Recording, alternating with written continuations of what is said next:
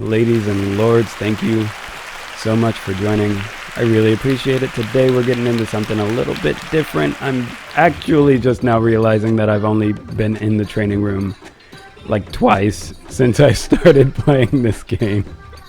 I spend zero time in here. I probably should learn how to parry some lights or something. But that's not what we're here for. I finally, as you can see, hit rep 60 with my Nobushi.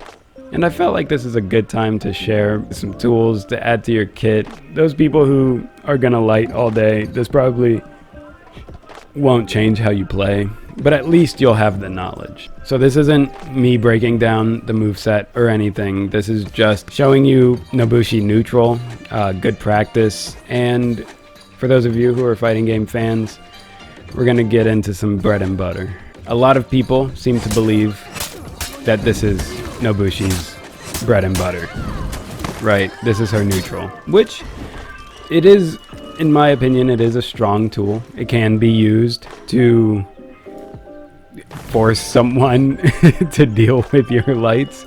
You know, it's really good, but that, in my opinion, is also very risky because you throw two lights in a row and you're going against somebody who knows what to do with them. You're not going to have a good time against that person. So, that is not neutral to me. That is not where you should be starting with this character. You should be starting right here. This is your safe zone. You only have safety, you only have iframes on the startup of it. If I turn on this Warden's heavies, you see how I go into it and I still get hit if I do it too early. If I'm just sitting in it, it doesn't work like Kyoshin's Kaze stance, where you can just stay in it all day, right? You have to actually time it with the attack so you can punish it properly. But that is, I see it as a starter. And with Nobushi, like, I guess I kind of want to get into the mindset you should be in when you're playing this character. But Nobushi is one of those characters that you can turn the tide off of one mistake very easily. Once you get a bleed on, and it even says in her moveset she has Way of the Shark, does extra damage when hitting someone already affected by bleed. So if I just throw raw heavy into finisher heavy, that's 24 into 29. Bop, bop. Now he's bleeding. Now I get 29 into 35, which is big damage. And that's why people think that this is what they should be starting with, because it's pressure with the added effect of bleeds to get two big damage.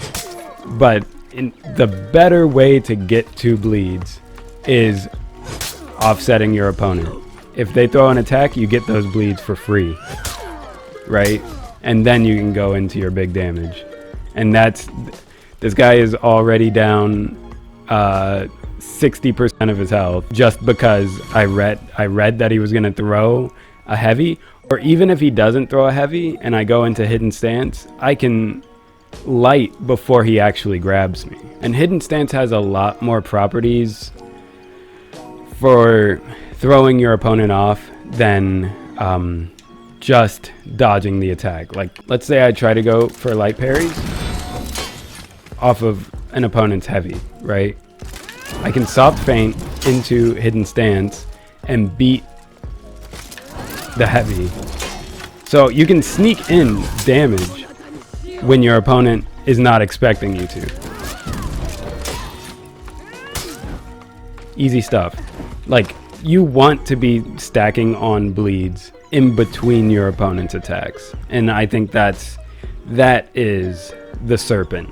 That's Nobushi dodging and striking at the same time. That is the key of this character. Not only that, but as I said before, I see hidden stance as your starter.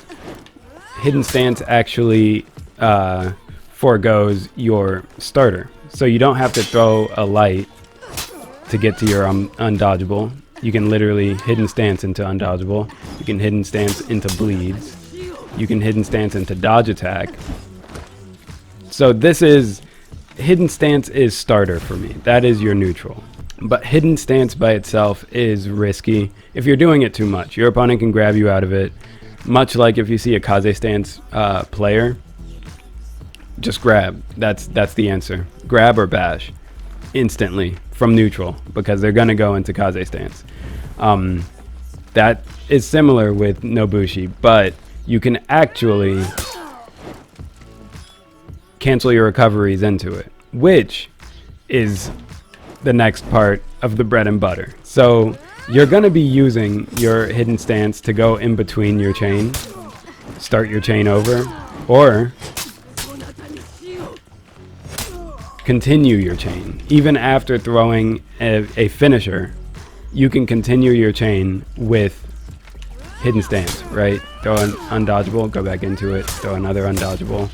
But the key is to interchange hidden stance with Viper's Retreat, which is the other side of the bread and butter with this character. Because you can literally use Viper's Retreat, which is holding back. It's kind of like a walking back light, but it gives you a little space as well. You have more reach on this attack, so it's actually really good neutral. If you think your opponent is going to throw an attack and they're not waiting for you to throw an attack, you can sneak in a Viper's Retreat anywhere. As well as giving you some reach and some space, Viper's Retreat stacks bleeds. You can do Viper's Retreat after any attack. Whenever you want, you can delay it. You can do it right after the attack. And you can dodge after it. So, in my opinion, Viper's Retreat plus Hidden Stance, that's your mix-up. Your mix-up isn't actually like everyone else's mix-ups, canceling heavies into grab or canceling stuff into bash or anything like that, canceling into full guard. It is the brain game of your opponent doesn't know if you're throwing a Viper's Retreat or if you're going to go into Hidden Stance to throw an undodgeable heavy. They have to make that read before you get there. So Nobushi can be really dangerous because you can just start stacking on damage. That's 35 and then that's another 35 and they're dead. Like, off of one stacked bleed. Doing stuff like this, throwing lights all day isn't even going to net you the damage that just stacking one bleed and throwing a heavy will net you almost instantly. And then go into your shenanigans because everything is enhanced after that. So Sidewinder does 20 damage instead of 16, I believe. You'll see in my gameplay, like, I do so many Viper's Retreats. After every heavy parry, I do a Viper's Retreat, right? Stop throwing zone. It costs way more stamina. This not only gets bleeds on, but it just allows you to do more damage. Instead of just like, you can go straight into Sidewinder after that, right? Go into a forward dodge heavy. I don't know how I missed that, but you get it. You get it. Always go into Viper's Retreat. It just allows you to get so much more damage, especially once you start mixing.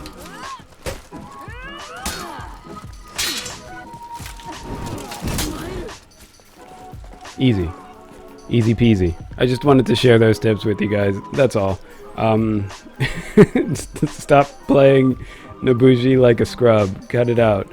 I've seen too many Nobushis in 4v4 that are just throwing lights from the sidelines, and it works like 70% of the time. I get it, it works, but please learn the mechanics of the character. You'll be doing way more damage, and it's just so much more flashy, so much more fun to play against. You know, I would much rather play against a Nobushi who is wrecking me using Viper's Retreat and Hidden Stance than a Nobushi who's wrecking me just because they're throwing well-timed lights. This is definitely not for beginners, but I would say if you're gonna start playing Nobushi, these are tools that you need to start with. Practice these tools. I would say first and foremost, my favorite thing to do with Nobushi is Viper's Retreat into Sidewinder. Just to see where my opponent is, you know, if they're ready for the dodge attacks. Because if they parry that, then I won't do it anymore, right? Then I'll start dodging in and doing something like that. Start doing more mix. But Viper's Retreat is always my starting point. And you can even Viper's Retreat after a starter light. You know what I mean? You can Viper's Retreat after a follow-up light. You can Viper's Retreat after your finisher light. So you already have 2 stacks of bleeds on. The bleeds are now doing 4 damage per tick instead of 3. In fact, they're getting the 3 tick damage and the 4 tick damage. Viper's Retreat. I'll sing it from that. I'll sing it from the rooftops, man. Till I stop playing this game. Like, Viper's Retreat is it for this character. And now they made it so that you can Viper's Retreat after dodge, after everything. You can switch your guard. Like, oh my god, I can't even tell you guys. Early in the days of For Honor, you couldn't even use this move, man. Right? It was so unusable because it was so clunky. It was just not a good time to use at all. But yeah, that is gonna do it for this one. I really hope you guys enjoyed. If you did, feel free to leave a like. If you want to see more videos by me, consider subscribing. I hope you guys are staying safe. I hope you're staying healthy, hydrated, and motivated. If you want to share any fashion with me, tweet it at Nice Wispy Tweets. And yeah, follow me on TikTok as well, Huzzah Gaming. And with that said, I hope you guys are staying safe. I hope you're staying healthy, hydrated, and motivated. And you know where to find me. I'll be here. I'll be doing this.